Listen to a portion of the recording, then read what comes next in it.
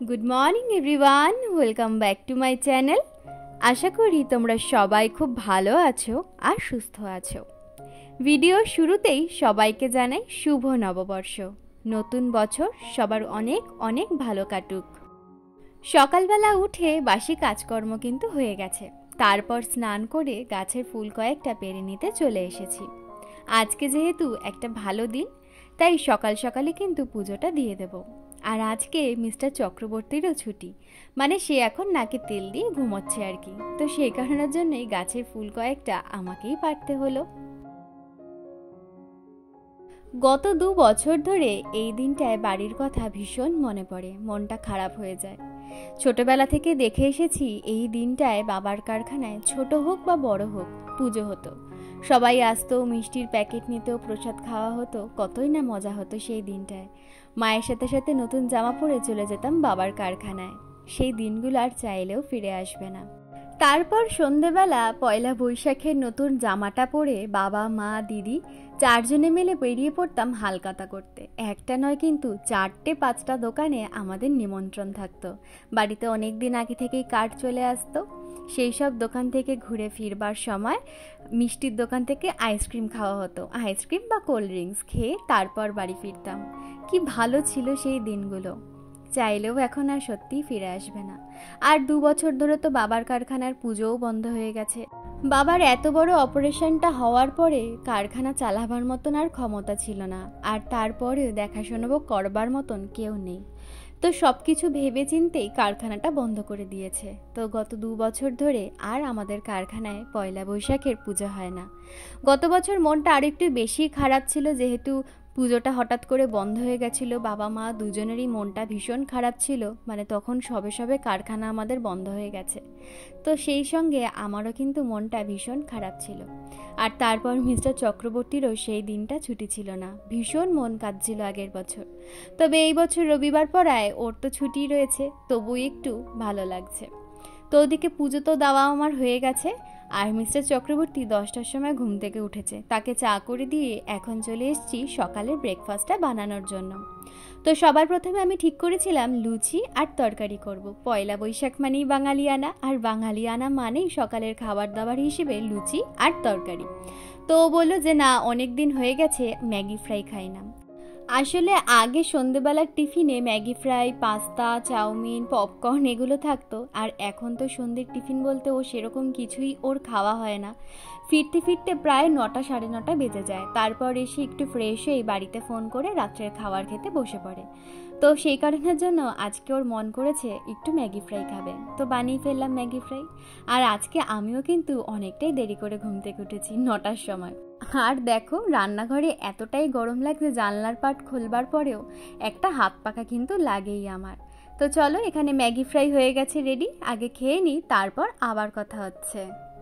সকাল সকাল পুজো দেওয়া হয়ে গেছে কমপ্লিট, দেখিয়ে দিলাম তোমাদেরকে। আর তার সাথে আমাদের কিন্তু সকালের টিফিনটাও মানে ব্রেকফাস্টও কিন্তু করা হয়ে গেছে।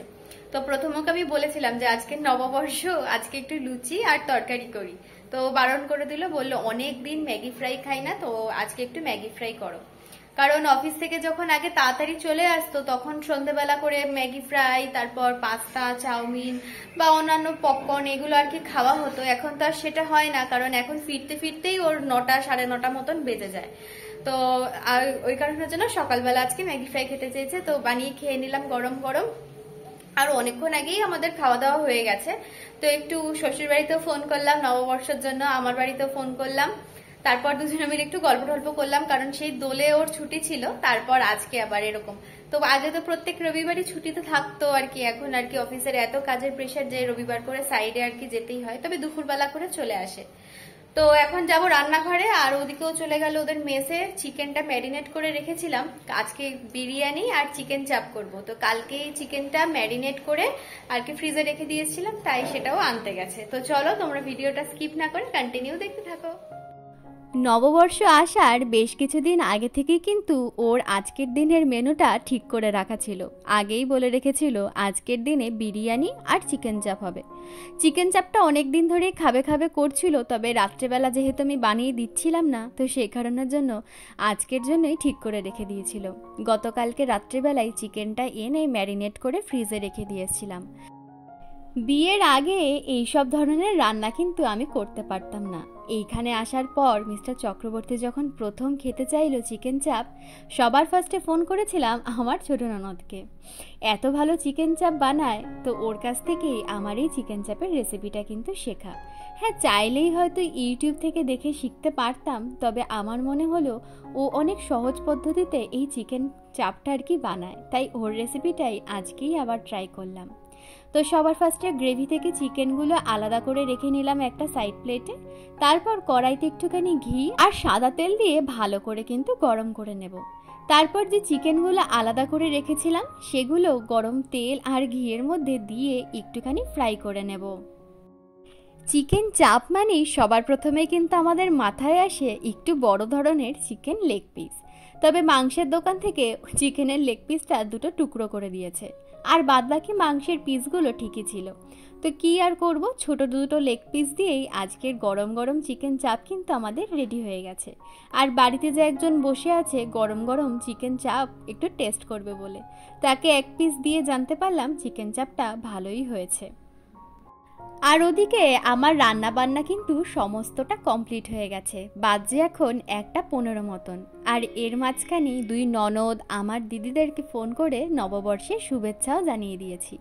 আর এখানেও নিয়ে চলে এসেছে দুটো কোল্ড ড্রিঙ্কসের বোতল। এতক্ষণ গরমে কাজ করতে করতে সত্যি এটার ভীষণ দরকার ছিল। তো একটুখানি বসে গল্প টল্প করে নিয়ে তারপর যাব আরও একবার স্নান করতে, তারপর আবার কথা হচ্ছে। রান্নাবান্না হয়ে গেছে কমপ্লিট, তারপর একটুখানি রেস্ট নিয়ে নিলাম, তারপর আরও একবার স্নান করে চলে এসেছি এখন ঘরে।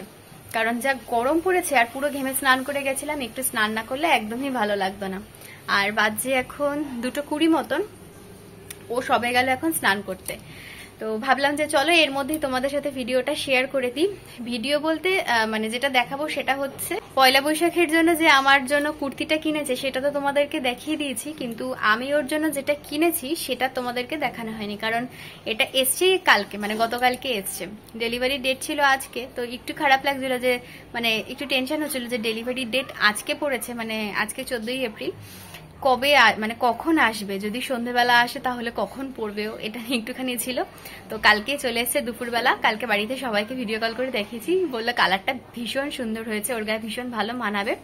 তো আজকে সকালবেলা ছোটদিকে ফোন করে আরেকবার দেখালাম, দেখো তো কালারটা কিরকম, বলছে ভীষণ ভালো হয়েছে, ওর গায়ে খুব সুন্দর মানাবে। তোমাদেরকে একবার দেখিয়ে দিচ্ছি, তারপরে ব্যাক ক্যামেরা করে দেখাচ্ছি।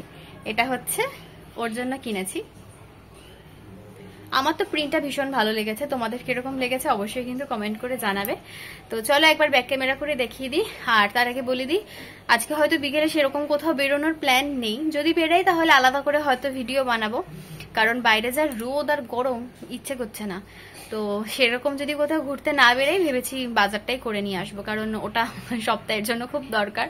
কারণ ও কখন অফিস থেকে ফিরবে না ফিরবে ওর ভরসায় থাকলে না, মানে খুব ওর খাটনি পড়ে যায়, ওর মানে ওর মাথায় একটা প্রেশার থাকে, অফিস থেকে তাড়াতাড়ি বেরোতে হবে, আবার বাজারে যেতে হবে, আবার করতে হবে। তো ভাবছি যদি সেরকম কোথাও না যায় আজকে বাজারেই চলে যাবো নতুন জামা কাপড় পরে।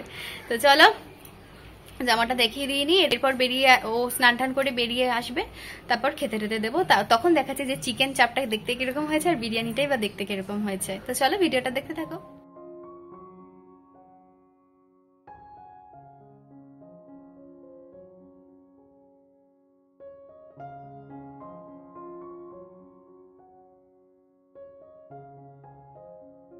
বসে পড়েছি এখন খাওয়ার দাওয়ার বেড়ে নিতে।